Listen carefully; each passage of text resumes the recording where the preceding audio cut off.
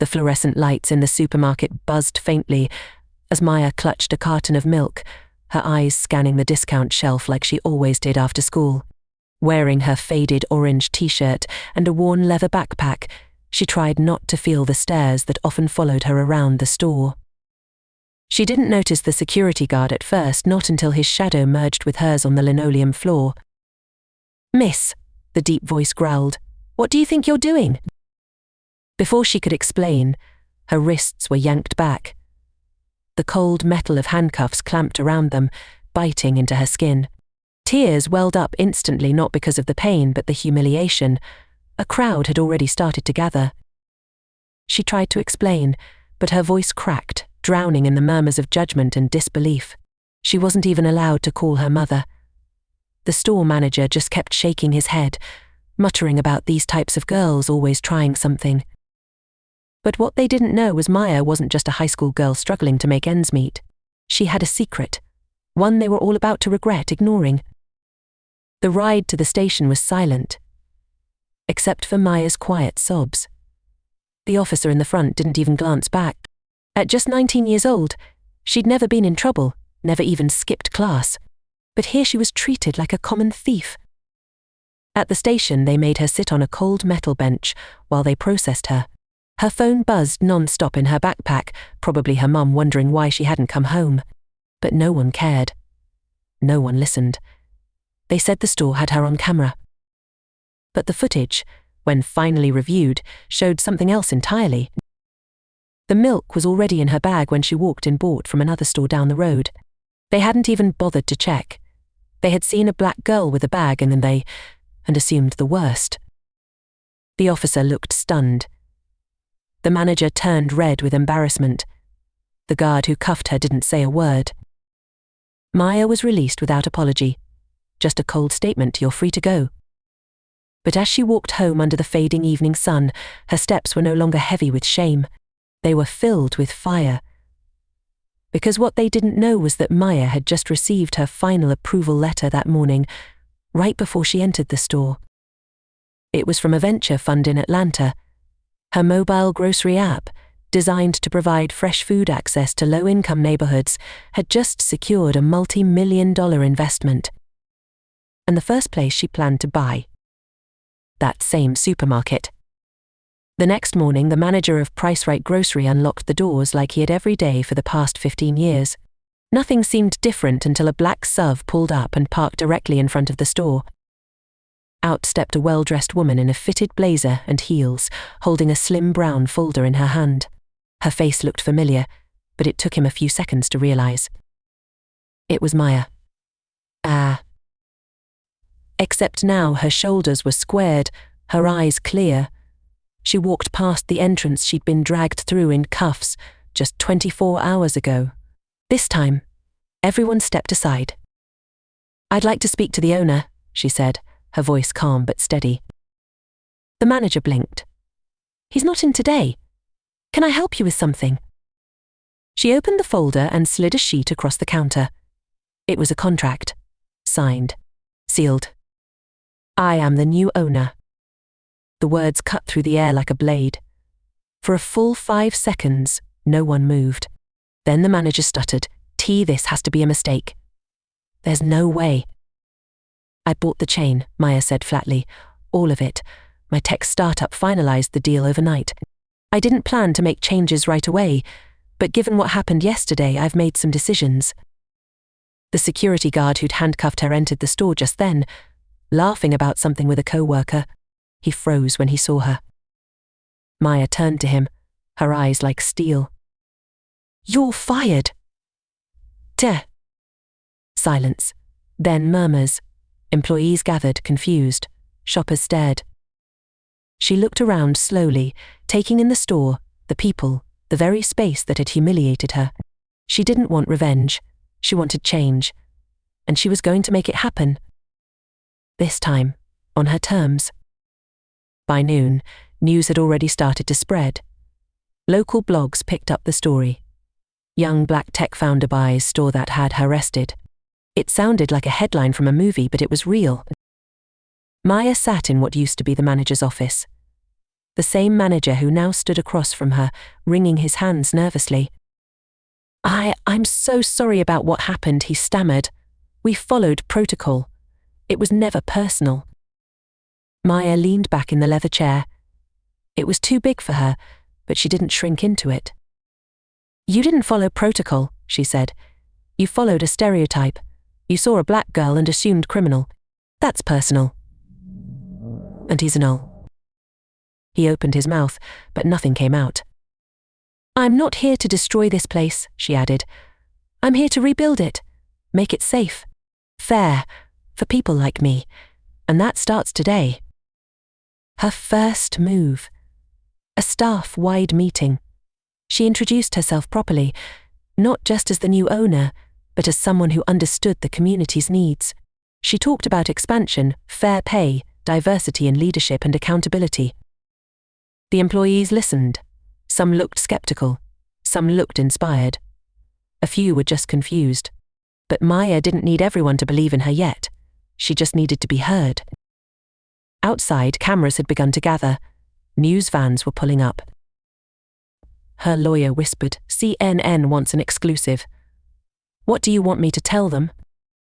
Maya glanced out the window, remembering how she had once cried in that parking lot, handcuffed and humiliated. "Tell them," she said, "this isn't about vengeance. It's about vision." And just like that, the girl they falsely accused was becoming the woman they couldn't ignore. Later that evening, Maya returned to her modest apartment, still processing everything that had happened. The media frenzy, the shocked faces, the overwhelming attention, it was surreal. Just 2 nights ago, she was crying on a metal bench in a police station. Now, she was all over the internet. Her mum sat on the couch, eyes glued to the TV. When Maya walked in, the woman stood and hugged her tightly, burying her face into her daughter's shoulder. "You didn't even tell me," her mum whispered, tears in her eyes. "I had no idea you were this far along with the app. All I knew was you were staying up late, always working, always dreaming." Maya smiled through tired eyes. "I didn't want to say anything until it was real. Until I made it real." They sat together as a newscaster read out her name, Maya Ellis, 19-year-old founder of GrowFast, a grocery tech startup aimed at bridging food deserts. The irony wasn't lost on either of them. The store that had arrested her now belonged to her, and soon, GrowFast would replace its outdated systems with new ones, powered by her technology and driven by her mission. That night, Maya didn't celebrate. She worked. She reviewed paperwork, scheduled team meetings, and answered investor emails. Her inbox was flooded with opportunities. People who had ignored her pitch just days earlier were now begging to invest. But Maya wasn't chasing money. She was chasing impact. She made a list of local neighborhoods without access to fresh food and affordable groceries. That's where she'd build next. Because for Maya, this wasn't just a headline. This was the beginning of something bigger. They had tried to reduce her to a statistic. Instead, she had become a symbol. And she was just getting started. The following week, Maya stepped onto the stage at a youth entrepreneurship summit downtown.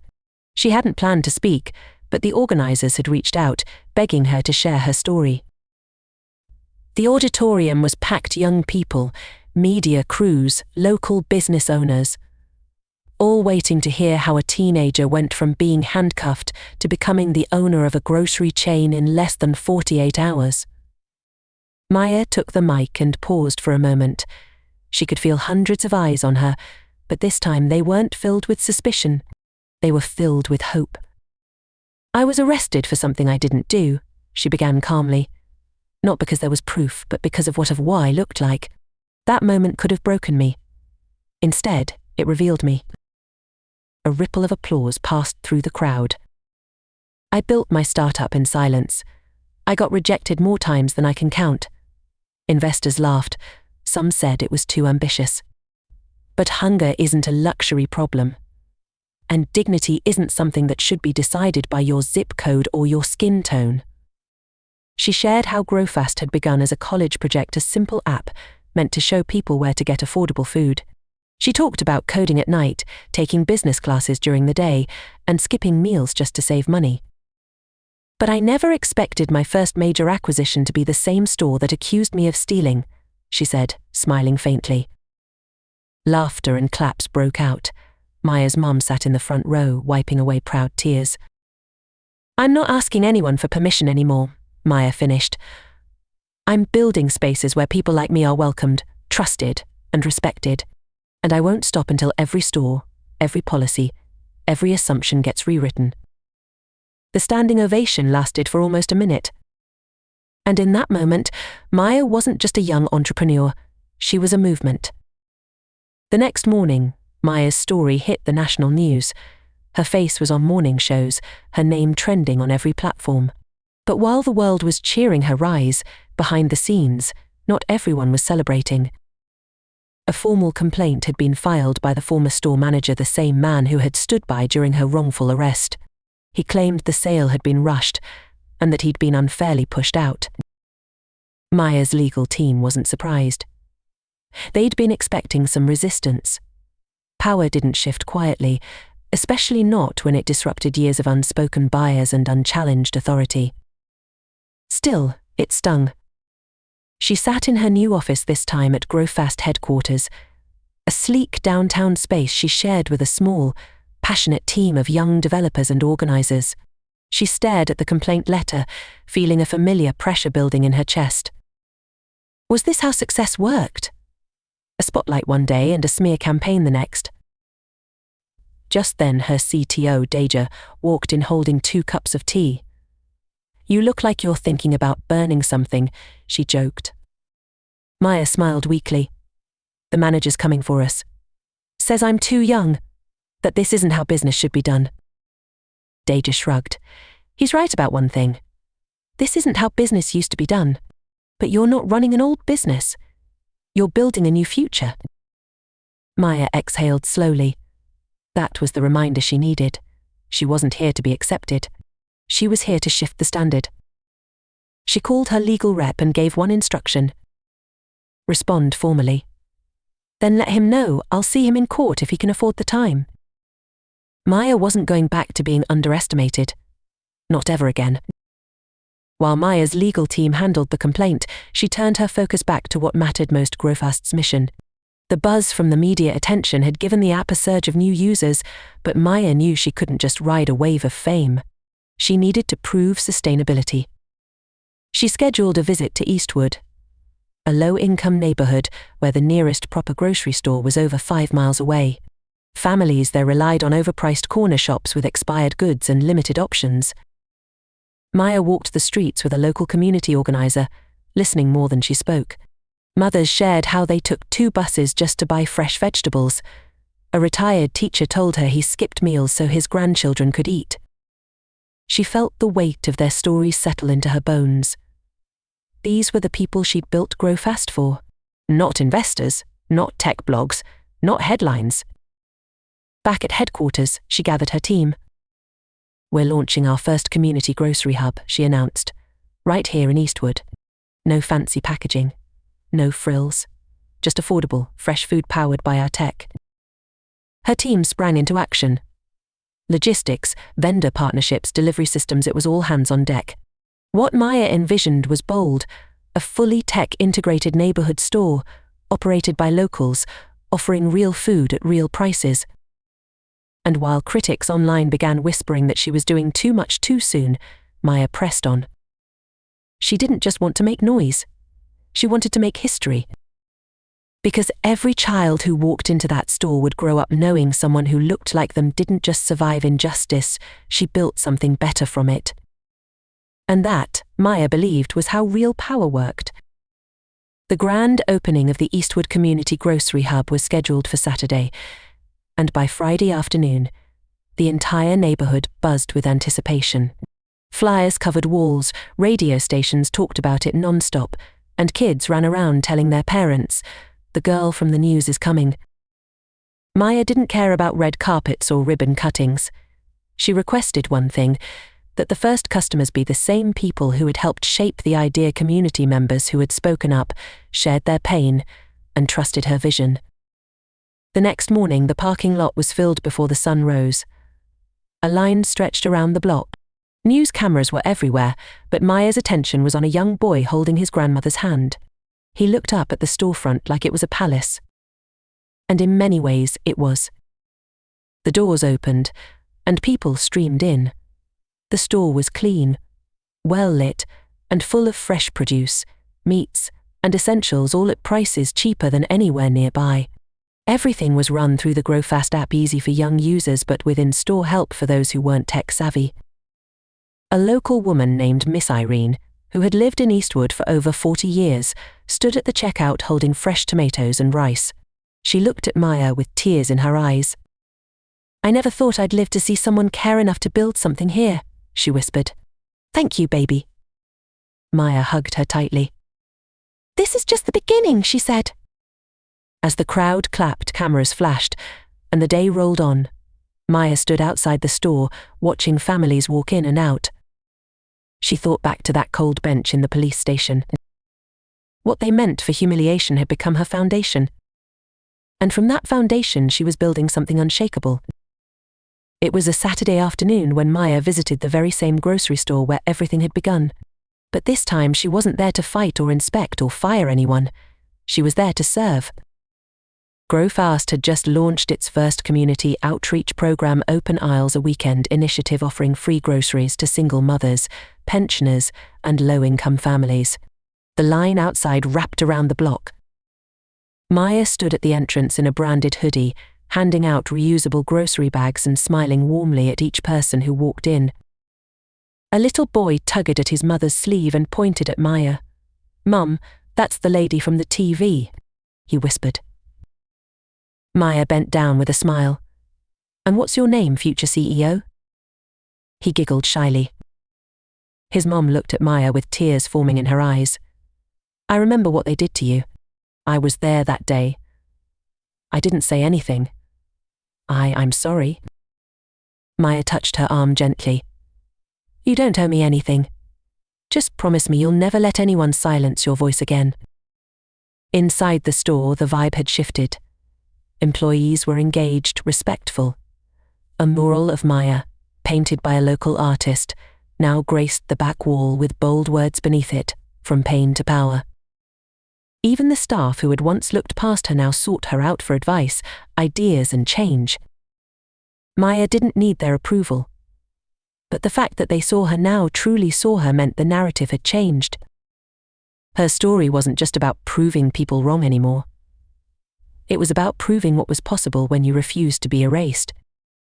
And Maya was making sure no one else had to walk through those aisles afraid again. Weeks later, Maya was invited to speak at a televised panel on racial injustice and entrepreneurship. Seated alongside CEOs, activists, and professors, she looked every bit the part, poised, confident, yet grounded. The host leaned forward.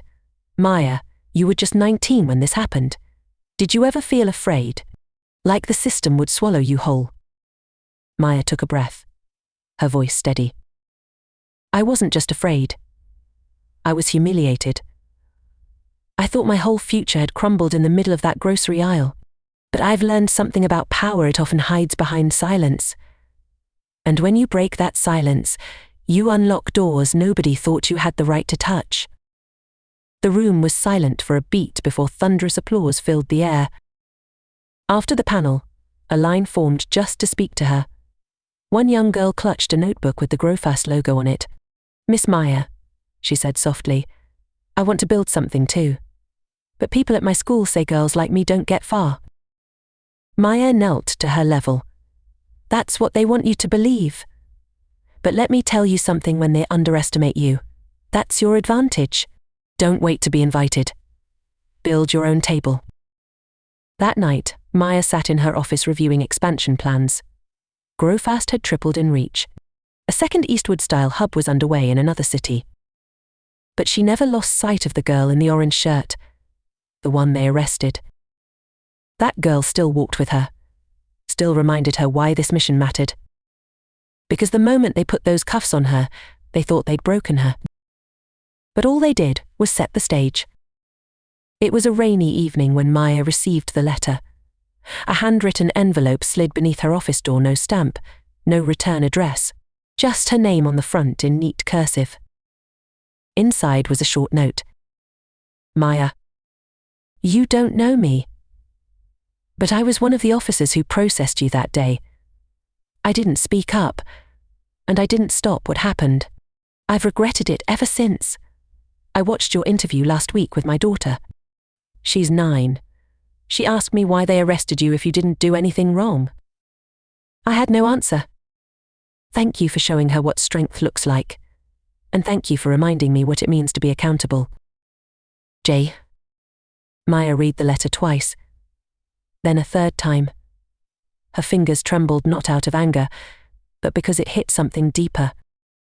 She had spent so much energy pushing forward, proving herself, building and rebuilding, but this letter reminded her that change was happening even in the quiet places, even in hearts she might never meet. Later that night, she placed the letter on her windowsill beside her vision board. As the rain tapped against the glass, Maya whispered to herself, "This isn't just about groceries." It never was. It was about systems, cycles, stories. And she was rewriting them one bold step at a time. Because in a world that once called her a thief, she'd become a name that couldn't be erased. And now, she was beginning to understand, this wasn't just her story. It was a spark for thousands more. Maya stood on the rooftop of her new Eastwood location, now her second fully automated community grocery hub. The skyline glittered in the distance, but her eyes were fixed on the neighborhood bohum below. Children played near the parking lot, their laughter echoing through the air. Volunteers were finishing up the final touches inside, preparing for the next day's official launch. But Maya was quiet, reflective. Her assistant, Jordan, approached with a tablet in hand. "We just got a call from the mayor's office," he said. "They want to award you a Civic Impact Medal next month." Maya smiled faintly. "Tell them thank you, but I'm not done yet." Jordan chuckled. "You're never done." He handed her the tablet. "Also, you should see this." It was a news article from one of the city's oldest publications. The headline read, "From Cuffed to CEO, How Maya Ellis Changed the Face of Justice and Business." But it wasn't the headline that caught her attention, it was the comment section. Messages from other young black girls flooded the page. "Maya made me believe I could build too. I got profiled at my school last week, but I remembered her story. I stood up for myself. My mom cried watching her speech. She said maybe the world is finally changing." Maya blinked back tears. She hadn't realized how many people had been watching, not just cheering, but healing with her. This wasn't about a single moment of injustice anymore. It was a movement. A girl once arrested for milk, now giving hope to a generation. And somewhere deep in her soul, she knew this was why it all happened. Not for pain, but for purpose. The invitation came unexpectedly. Harvard Business School wanted Maya to guest lecture for a seminar on ethical entrepreneurship. The irony wasn't lost on her. Just a year ago, she'd been filling out scholarship essays hoping to afford college. Now, Ivy League professors were quoting her in lectures. Maya arrived wearing a simple black blazer and jeans, walking past students who murmured her name as she entered. She stepped in front of the class, looked around, and said, "I didn't come here to teach you how to make money. I came to talk about what to do when you realize your money means nothing if your community is starving." Every eye locked onto her. She told them everything: the arrest, the humiliation, the rise, and most importantly, the transformation. "I'm not the girl who got handcuffed anymore," she said, "but I carry her with me every day. Because every time someone calls me inspiring, I remember she was once called a criminal for doing absolutely nothing wrong." The room was silent. Then a student raised her hand. "Maya, what kept you from giving up?" Maya paused. "I didn't have the luxury to give up. People like me, we don't get second chances handed to us. We make the second chance." After the session, students lined up to shake her hand, to ask questions, to thank her. One student quietly said, "I've never seen someone like you speak here before." Maya looked at her and smiled. "That's going to change. And when it does, I expect you to be next." On the flight home, Maya looked out at the clouds, realizing something profound. She wasn't just rewriting her story anymore. She was opening the door for others to write their own. Back home, the Grow Fast team was preparing for their biggest project yet, a mobile grocery fleet. Solar-powered trucks that would bring fresh food to neighborhoods with no more stores at all. But as excitement built, so did the pressure. Investors wanted faster expansion. Board members pushed for more profitability. Some began to question if Maya's heart-driven mission was too idealistic for long-term business. One even said, "We love the image, Maya, but maybe it's time to run this like a real company." The words struck a nerve.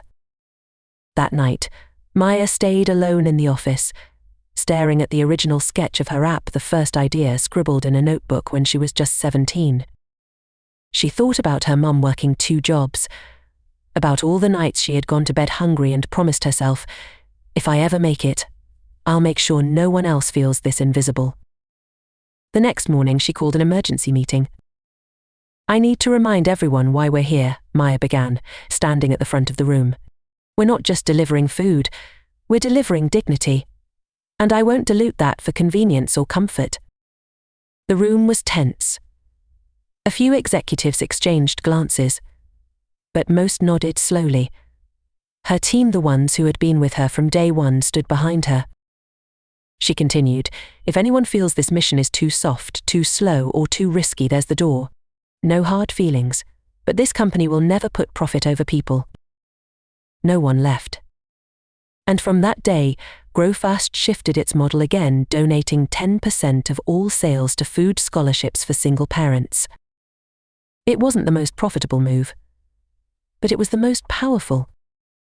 Because Maya didn't just want to be a billionaire, she wanted to be a blueprint. It was Maya's 20th birthday, but instead of parties or champagne, she spent the day visiting shelters across the city, quietly handing out grocery cards and listening to stories no one else had time for. She ended the evening at Eastwood, where it had all started. The parking lot was empty now, the store closed for the night. But as she stood outside the front doors, a familiar voice called out, "You came back." Maya turned to see Miss Irene, the elder who had cried during the grand opening months ago. She was carrying a small wrapped box. "This is for you," Miss Irene said, handing it to her. "Don't worry, it's not expensive. Just something to remind you that you're not alone." Maya opened it carefully. Inside was a hand-stitched cloth with 3 simple words embroidered in gold thread, "We see you." Maya's throat tightened. So much of her life had been a fight to be visible, to be heard, respected, believed. And now, standing here, holding that cloth under the streetlights, she felt something she hadn't felt in years. "Safe!" Miss Irene smiled. "You were our answered prayer, Maya. You might have been arrested, but God used that moment to give us all something bigger." Maya hugged her tightly. As the night grew quiet, Maya stood in the stillness, the cloth pressed to her chest. She wasn't chasing headlines anymore. She wasn't proving anything to anyone. She was building something that would outlast her name. Because real legacy wasn't in fame or fortune, it was in impact. And Maya Ellis was just getting started. 3 months later, Grow Fast's mobile grocery trucks hit the streets. Vibrant, solar-powered, and staffed by locals, they rolled into neighborhoods forgotten by big corporations. The response was overwhelming. Lines wrapped around blocks and families brought out lawn chairs just to wait their turn. One afternoon, as Maya stood beside the first truck in a low-income suburb, a little girl ran up holding a printed article with Maya's photo. "You're the girl from this story," she said breathlessly. "The one they said stole something." Maya knelt and smiled gently. "They said it. But it wasn't true." The girl nodded. "I knew it. You look too kind to steal." Behind her, the girl's mother looked embarrassed. "I'm so sorry, she's just—" "No," Maya interrupted kindly. "She's right to ask. That story taught me something important. What people say about you isn't always who you are." The girl beamed, holding her article tighter.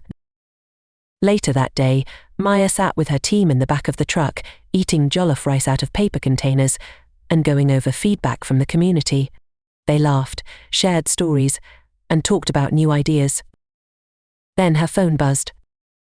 It was a text from her lawyer. Settlement finalized. They've officially withdrawn the complaint. Full control remains yours. Maya closed her eyes and exhaled. That chapter of doubt, resistance, and the lingering shadow of her arrest was finally closed. She looked around at her team. They tried to define me by a mistake that wasn't mine. But now we define the future on our own terms. Everyone raised their containers like a toast. To some, she was just a young entrepreneur. But to the people lining up across cities, to the kids who saw her face in magazines and believed they could be more, Maya Ellis had become a symbol of what was possible when injustice meets purpose. The Grow Fast headquarters had grown from a tiny shared workspace into a full glass-paneled building downtown, but Maya still kept the original table where she coded her first version of the app. Scratched, faded, and full of memories, it reminded her of who she was before the world noticed. This morning she was reviewing reports when an email pinged. The subject line read, "Urgent request from White House." She blinked, then opened it. The message was real. The president's team was requesting Maya's presence at an upcoming economic summit on innovation and equity.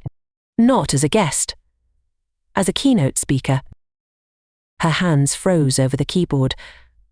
For a moment she was transported back to the girl being handcuffed in front of store shelves. The girl no one believed. Now, the highest office in the country wanted her to speak on what was possible. She picked up her phone and called her mum. "Ma?" she said softly. "They just invited me to speak at the White House." The line went quiet. Then came the sound of quiet sobs. "I always knew you were special," her mum whispered. "But hearing the world say it, that's something else." Maya stood at the window, watching the city buzz below. She wasn't seeking validation anymore, but this invitation was more than a spotlight. It was a symbol that her story, once dismissed, once doubted, was now reshaping the future. Not just for her, but for every young black girl who had ever been judged too quickly, spoken over, or told she didn't belong. This wasn't about pride.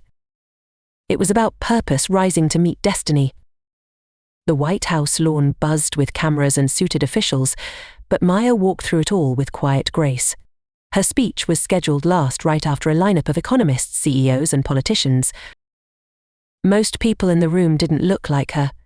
Few shared her background, yet every eye was on her when she stepped up to the podium. She paused, took a breath, and then began. "I was 19 when I was falsely accused of stealing a carton of milk. That single moment could have ruined me. But instead it revealed something deeper: how quickly the world decides who deserves grace and who deserves punishment." She told them about Grow Fast, about Eastwood, about building not from power, but from pain. "I didn't start my company to get rich," she continued. "I started it because I was tired of being invisible in systems that claimed to serve everyone. And I built it for the people like me, unseen, underestimated, and more than capable." A hush fell over the crowd. Then, a slow rising applause. After the event, world leaders and cabinet members lined up to shake her hand. Some asked for meetings. Others simply said, "Thank you for reminding us." But Maya wasn't flattered. She was focused. She returned home to a flood of new messages, interviews, funding offers, book deals. She ignored most of them. Her mission wasn't changing. If anything, it was expanding. That weekend, she met with her team and announced a new initiative, Grow Fast Academy, a program to train teens in tech, entrepreneurship, and food justice, starting with underserved schools. She wasn't just building a business anymore. She was building an army of changemakers. Because the future wasn't coming. Maya was already creating it. The launch of Grow Fast Academy drew more attention than Maya expected. Within days, applications poured in from students across the country, most of them young black girls and boys who had never seen someone like themselves at the helm of something this big. Maya toured the first partner school, a modest public high school with peeling walls, and a computer lab held together by duct tape and outdated software. But the energy in the room was electric. She stood in front of the students, holding up her phone. "You see this?" she said. This is all I had when I built the first version of Grow Fast. No office, no money, just this phone and a Wi-Fi connection. The students leaned in, hanging on every word. I didn't wait for permission. I just started. And you can too.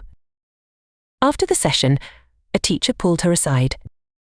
Maya, one of those girls came to me yesterday, said she's never wanted to learn anything until she heard your name. That night, Maya sat alone in her apartment, surrounded by sketches and notes for future expansion, but her thoughts drifted to that girl, the one who finally saw herself in someone leading, building, creating. The injustice that had once humiliated her was now becoming a platform, one that carried thousands. Later, she opened a private message from a young girl in Chicago. They arrested my brother today. He didn't do anything wrong. I feel like nobody's going to listen. But then I remembered your story. If you made it, maybe we can too. Maya replied instantly. You will. And when you do, make sure they never forget it.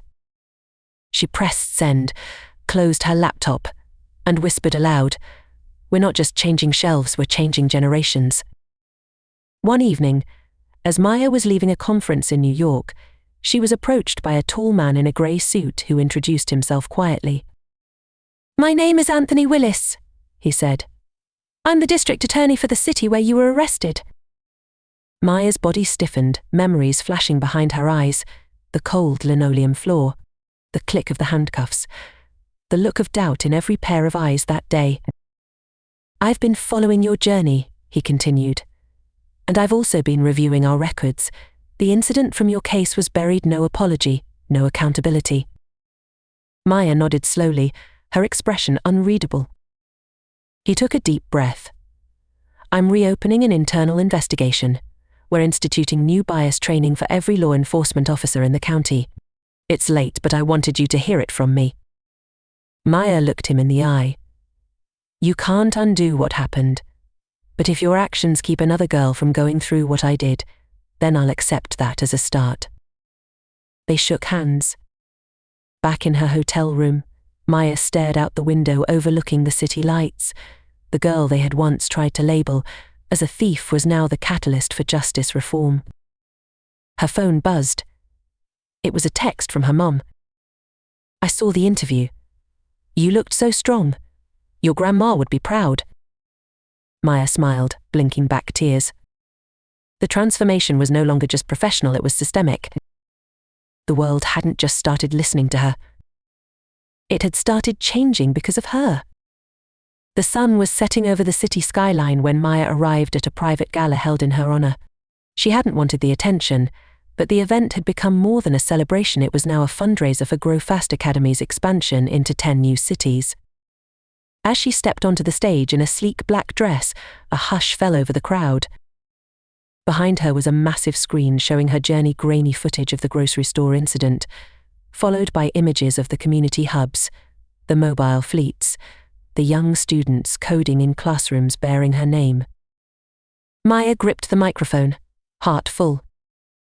I used to think justice meant proving I didn't do something wrong, she began, but now I know justice is about building something so right, the world can't ignore it. She scanned the room, philanthropists, activists, former doubters and believers alike. They thought they were breaking me that day in the store, but they were building me. Because what they meant for shame became my spark. What they meant for silence became my sound. Applause erupted. Later that night, as the event wound down and the last guests departed, Maya stayed behind. Alone in the room lit only by soft chandeliers, she walked to a quiet corner where a framed photo sat. It was the original surveillance image from the day she was handcuffed. But now, beneath it, a plaque read, "The moment she was reduced became the moment she rose." Maya touched the frame and whispered, "Thank you for becoming the beginning." Because in the very place her dignity had once been stripped, she found her calling. And now, the girl who had once been falsely accused was not just a billionaire. She was a builder of worlds no one thought she had the right to enter. And she was far from finished. Months later, Maya was invited back to the original Price Right store, now completely redesigned, rebranded, and renamed Ellis Market in her honor. The very same floors that had once echoed with judgment and shame now buzzed with pride and purpose. She walked through the automatic doors as staff clapped, customers smiled, and schoolchildren handed her handwritten cards. Maya stopped at aisle 3. It hadn't changed much structurally, but everything else was different. The lighting was warmer. The staff wore uniforms that read equity in action. A mural of Maya stretched across the wall, painted in rich earth tones. It showed her holding a bag of groceries, standing tall over a young girl kneeling with tear-streaked cheeks, her former self. Maya stood still for a long moment, heart pounding. Then a voice beside her whispered, "You did this." It was an elderly man in a store apron. He extended his hand. "I was here the day they arrested you. I didn't say a word. I should have. I've regretted it every day since." Maya didn't hesitate. She shook his hand. "Thank you for saying something now." She knew forgiveness didn't change the past, but it could redeem the present. At the register, she rang up a single mother's groceries herself, waved the bill, hugged the kids, smiled for a photo. Later, she slipped out the back door quietly, unnoticed, because this visit wasn't for the cameras or the press. It was for closure, for transformation. And as she walked down the same sidewalk she had once stumbled along in tears, Maya knew something with absolute clarity. She didn't just rewrite her story. She rewrote the ground it was walked on. The following week, Maya was invited to sit down for a long-form televised interview, her first one-on-one in months. The host was a seasoned journalist known for cutting questions, but Maya didn't flinch. She sat calmly under the studio lights, her eyes focused and voice unwavering. "You've changed the narrative, Maya," the host began. "But some people say your story is one in a million. That most people who go through what you did don't end up with funding and fame. What do you say to that?" Maya didn't smile. She leaned forward and spoke plainly. "They're right. Most don't. And that's the problem." The studio went still. "I didn't get here because I'm exceptional. I got here because I refused to let their definition of me become my reality. But there are millions of others just as brilliant, just as worthy who don't get the same chance. So I'm building doors. I'm breaking walls, because this story shouldn't be rare. It should be the standard." The host nodded slowly, visibly moved. "What do you say to that young girl watching right now who's been told she's too loud, too black, too poor, too much?" Maya looked directly into the camera. "I say they fear your power. That's why they try to shrink you. But don't let them. Stand tall. Speak loud. And if the world won't make room for you, build your own table and make them ask for a seat." When the interview aired, it went viral within hours, not because Maya had said something shocking, but because everything she said was true. She didn't speak like a billionaire. She spoke like a mirror reflecting strength people didn't know they had. Not long after the interview aired, Maya received a letter from an unexpected place, her old high school. The principal had watched her speech and was now inviting her to deliver the commencement address to that year's graduating class. The thought made Maya pause. That school was the place she first learned how easily silence could be mistaken for obedience, where she'd been pulled aside for wearing her natural hair too big, where a counselor once told her, "Be realistic, Maya. You're not exactly Ivy League material." And yet here she was returning not as a student, but as a living answer to every doubt they had spoken over her. On graduation day, the gymnasium was packed. Parents, teachers, and wide-eyed seniors filled every seat. Maya stepped up to the podium in a simple white dress and sneakers, not to impress, but to connect. She began, "The last time I stood in this gym, I was invisible. Today, I want to make sure none of you ever feel that way again." She spoke of failure, fear, the day she was arrested, the day she almost quit, the night she wrote code on a cracked phone screen. "But I kept going," she said, "not because I had everything figured out, but because I couldn't stand the thought of someone else growing up, believing they weren't enough." The seniors listened in silence, many with tears in their eyes. Before she left the stage, Maya looked at them and said, "If your story starts in a storm, don't be afraid. Some of the strongest trees only grow after the wind has tried to tear them down." The standing ovation shook the room. And outside, one young girl ran up, clutching her graduation cap. "I'm going to start a business too," she whispered. Maya smiled. "Good. And when they doubt you, remember who you come from." A few days after the graduation speech, Maya received a package in the mail. No return address. Inside was a worn, folded receipt from that fateful day at the grocery store, dated and time-stamped. Attached was a note written in uneven handwriting. "I was the cashier that day. I didn't speak up, and I should have. I've carried that guilt for years. This is what I owed you back then, a voice. I hope you can forgive me." Maya sat quietly for a long time. She held the receipt delicately, as if touching it too hard would reopen a wound long scarred over. She didn't cry. She didn't rage. She simply stood, walked to her bookshelf, and placed the receipt next to her award from the White House, between her first Grow Fast prototype and the cloth Miss Irene had gifted her. "We see you." That evening, Maya attended a small round-table gathering of young Black female founders. They spoke candidly about barriers, burnout, breakthroughs, but mostly about the invisible pressure to constantly prove themselves. "You get one shot," one girl said. "If you slip, they don't just question your business. They question you." Maya nodded. "I know. That's why we build bridges, so if one of us stumbles, she doesn't fall. She gets caught, lifted, and reminded she's not alone." At the end of the night, she gave each woman a binder. Inside were Grow Fast Academy's partnership guidelines, grant opportunities, and mentorship tracks. "No more gatekeeping," she said. "Let's flood the system with so much brilliance they can't ignore us even if they try." She was no longer just a story. She had become a shelter, a strategy, and a spark. And tomorrow she'd be all that, and more. The morning was quiet. No interviews, no meetings, no speeches, just sunlight pouring through Maya's apartment window and the soft hum of the city she helped reshape.